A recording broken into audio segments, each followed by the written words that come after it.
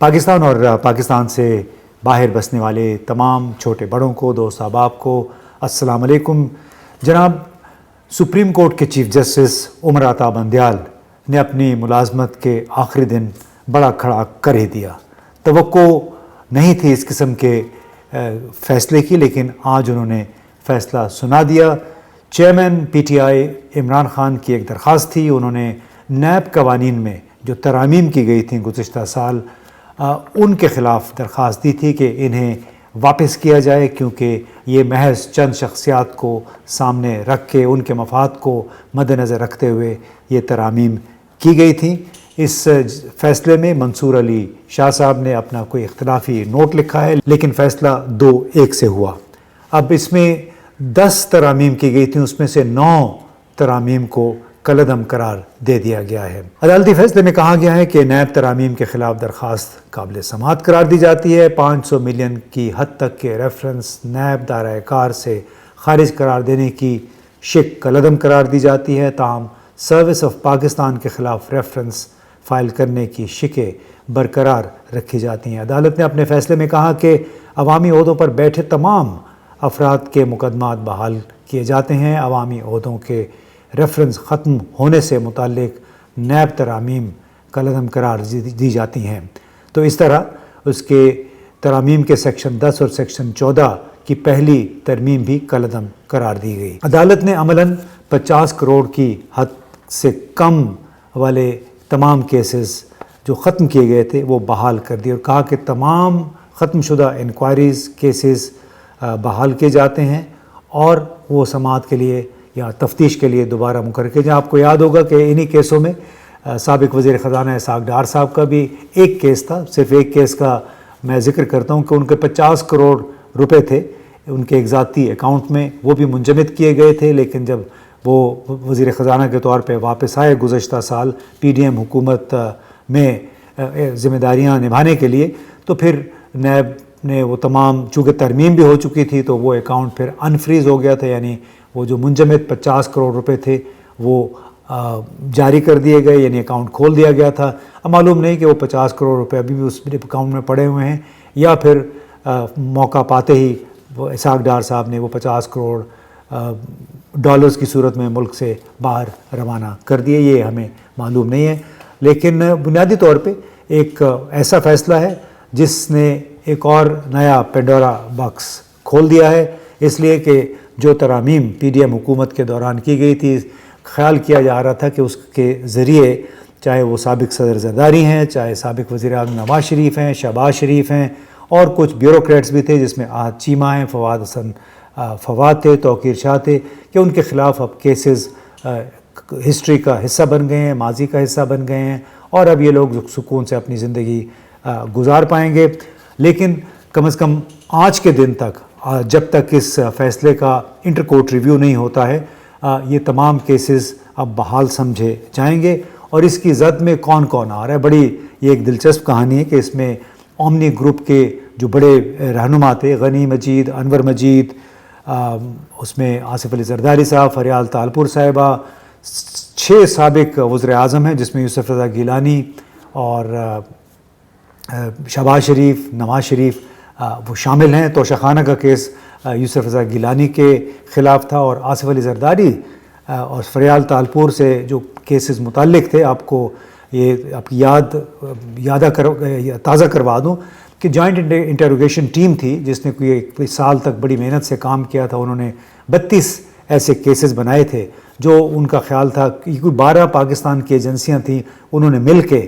بہت سارے ڈاٹس میں لائے تھے، تفتیش کی تھی، بڑی ارکریزی کے ساتھ انہوں نے کوئی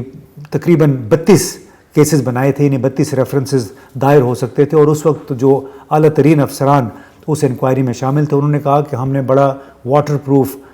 کام کیا ہے، اور اس انکوائری کے ذریعے جو کہ سپریم کورٹ کی ہدایت کے تحت بنی تھی، آصف علی زرداری، فریال تالپور، مراد علی شاہ اور ان کے بڑے ساتھی وہ بچ نہیں سکیں گے۔ چند 3-4 ریفرنسز اس کے تحت دائر بھی ہوئے تھے، لیکن ساتھ میں ہمیں اس وقت جو بیوروکریٹس تھے جنہوں نے اس جوائنٹ انٹروگیشن ٹیم کی سربراہی کی تھی، انہوں نے یہ بھی کہا تھا کہ یہ واٹر ٹائٹ کیس ہیں، اگر سیاسی سمجھوتا نہ ہو گیا، لیکن بعد میں ہم نے دیکھا کہ سیاسی سمجھوتا ہو گیا، پی ڈی ایم حکومت آئی، اور نہ صرف آصف علی زرداری فریال تالپور کے کیس ختم ہوئے بلکہ اس میں تمام کیسز ختم ہو گئے، کیونکہ نیب میں ترامیم کر دی گئیں، اور وہ بڑا صاف ظاہر ہو رہا تھا کہ چند شخصیات، چند گروہوں کو فائدہ پہنچانے کے لیے احتساب کے قانون میں تبدیلیاں کی گئیں۔ اب سوال یہ پیدا ہوتا ہے کہ یہ مقدمات آیا دوبارہ کھل پائیں گے، اور کیا جب قاضی فیض عیسیٰ صاحب چیف جسٹس کا عہدہ سنبھالتے ہیں کیا وہ ایک فل کورٹ تشکیل دیں گے یا نئے بینچ کانسٹیٹیوٹ کریں گے؟ کیونکہ چیف جسٹس عمر عطا بندیال کی ریٹائرمنٹ کے بعد یہ والا بینچ اب ٹوٹ جائے گا جس نے یہ فیصلہ سنایا ہے، اس کے نتیجے میں نیا بینچ آئے گا۔ نیا بینچ کتنی جلدی تشکیل دیا جاتا ہے اور کتنی جلدی اس کا فیصلہ ہوتا ہے، کیونکہ سپریم کورٹ نے یہ حکم دیا ہے کہ 7 دن کے اندر اندر تمام کیسز کھول دیے جائیں، اور اس کے باقاعدہ کارروائی اسی انداز میں شروع کی جائے، وہیں سے شروع کی جائے جہاں سے وہ سلسلہ منقطع ہوا تھا۔ سپریم کورٹ کے فیصلے کے بعد جو تازہ ترین صورتحال پیدا ہوئی ہے، اب ظاہر ہے کم از کم آج تک اور جب تک ان کا ریویو نہیں ہوتا ہے، ایک تھوڑا سا ابہام، کنفیوژن اور پینک تو ضرور پیدا ہو گئی۔ وہ اس لحاظ سے کہ نواز شریف صاحب کا یہ کہنا تھا کہ میرے ساتھ بڑی زیادتی ہوئی ہے، مجھے اپنے بیٹے سے تنخواہ نہ لینے کے الزام میں سزا سنائی گئی تھی۔ حالانکہ بڑی واضح سی بات تھی کہ آپ کے اکاؤنٹ میں اگر پیسے آ رہے ہیں کسی بھی مد میں، اور آپ کے پاس اس وقت متحدہ عرب امارات کا اقامہ تھا، تو وہ بذات خود ایک جرم ہے اس لحاظ سے کہ آپ نے اس کو الیکشن کمیشن کے سامنے ڈکلیئر نہیں کیا، یعنی آپ نے ظاہر نہیں کیا تھا۔ تو اسی طرح توشہ خانہ کے حوالے سے گیلانی صاحب کا بھی ہے، زرداری صاحب کا بھی کیس ہے، بہت سارے کیسز ہیں ہمارے، جتنے بھی بڑے لوگ ہیں ان سب کے خلاف کیسز تھے۔ اب اس میں تو خیر کوئی شک نہیں ہے کہ نیشنل اکاؤنٹیبلٹی بیورو ایک ایسا ادارہ تھا جس نے پاکستان کے اندر سیاسی انجینئرنگ کے لیے اس کو استعمال کیا گیا، یعنی ہاتھ مروڑنے کے لیے استعمال کیا جاتا رہا ہے کہ کسی اگر آپ نے سیاستدان کو، بیوروکریٹ کو پریشر کے انڈر لانا ہے تو پھر آپ نیب میں اس کے خلاف ایک انکوائری کروا دیں، اس کے خلاف ایک کیس کر دیں۔ اسی کی وجہ سے ڈر بھی بہت پیدا ہوا تھا، اور غیر ضروری طور پہ ڈر پیدا ہوا، بہت سارے بیوروکریٹس نے فیصلے کرنے چھوڑ دیے تھے، اور پھر عمران خان کے دور حکومت میں اس ادارے کا زیادہ استعمال کیا گیا۔ زیادہ تر جو نشانہ تھے پاکستان مسلم لیگ این کے رہنما تھے، تقریباً تمام بڑے رہنماؤں کے خلاف کیسز بنے، اور جس میں کئی کیسز غلط بھی تھے، کئی کیسز اب ثابت بھی نہیں ہو سکے۔ اور سچی بات یہ ہے کہ نیب میں جتنے بھی قوانین، جتنے بھی ریفرنسز آئے، بڑی شخصیات میں سے کسی سے بھی ایک دھیلا بھی وصول نہیں ہوا۔ شاہد خاقان عباسی صاحب کے خلاف بھی بڑے کیسز بنے تھے اور اربوں روپے کے کیسز بنے تھے، لیکن اس کا نتیجہ کچھ برآمد نہ ہوا۔ اب سوال یہ پیدا ہوتا ہے کہ اب چونکہ اس میں نواز شریف، شہباز شریف صاحب کے بھی کیسز ہیں، اور نواز شریف صاحب نے اعلان کر رکھا ہے کہ وہ اگلے مہینے واپس آ رہے ہیں، اور اس امید میں وہ آ رہے ہیں کہ کیسز ان کے ختم ہو چکے ہیں اور وہ انتخابات کے لیے تیاری کریں گے۔ اور وہ یہ کہا کرتے تھے کہ جس کیس میں مجھے نااہل قرار دیا گیا تھا وہ ختم ہوگا، اور وہ جیل جانے کی بجائے براہ راست اپنے لوگوں سے ملاقات کریں گے، کیونکہ ان کے خیال میں ان کے ساتھ بڑی زیادتی ہوئی ہے۔ تو جب یہ تمام کیسز ہو گئے، ترامیم کے تحت ختم ہو گئے، تو یہ تاثر پیدا ہوا کہ اب چونکہ عمران خان بھی جیل میں بیٹھے ہیں، قیدی نمبر 804 جس کو کہتے ہیں، وہ اس وقت اٹک جیل میں ہیں، اور وہ بھی توشہ خانہ کیس میں۔ تو یہ کہا گیا تھا کہ وہ چونکہ جیل میں ہیں، نواز شریف صاحب واپس آ رہے ہیں، اور اس لیے آ رہے ہیں کہ اب ان کے لیے لیول پلینگ فیلڈ پیدا ہو گیا ہے۔ لیول پلینگ فیلڈ کا مطلب ہے کہ جس میں ہر ایک کو برابر کے چانسز ملیں۔ اب پی ٹی آئی کے تو اب ہاتھ پاؤں بندھے ہوئے ہیں، ان کے بے شمار لوگ ہیں وہ انڈر گراؤنڈ ہیں، کچھ جیلوں میں ہیں، کچھ ہر روز عدالتوں کے چکر لگا رہے ہیں،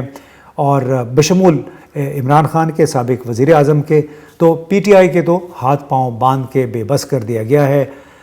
اور یہی تسلی غالباً نواز شریف، مریم نواز چاہ رہے تھے کہ ان کو بند کر دیں، پھر شاید ہمارے لیے لیول پلینگ فیلڈ تیار ہو جائے گا۔ تو اب کیا وہ لیول پلینگ فیلڈ قائم رہتا ہے اس آج سپریم کورٹ کے تازہ ترین فیصلے کے نتیجے میں، یا آئندہ چند دنوں میں نواز شریف کے آنے سے پہلے ہی یہ سلسلہ ختم ہوتا ہے؟ اور لیول پلینگ فیلڈ کے لیے اور کیا توقعات ہیں، کیا مطالبات ہیں نواز شریف کے؟ اس کا ذکر ہم کسی اور نشست میں کریں گے، لیکن آج کے لیے اتنا ہی کہ سپریم کورٹ کا فیصلہ اس نے کافی ایک دھوم مچا دی ہے. اب دیکھ رہے ہیں کہ فیصلہ کتنی دیر تک قائم رہتا ہے، کیونکہ یہ ان تمام لوگوں کے خلاف ہے.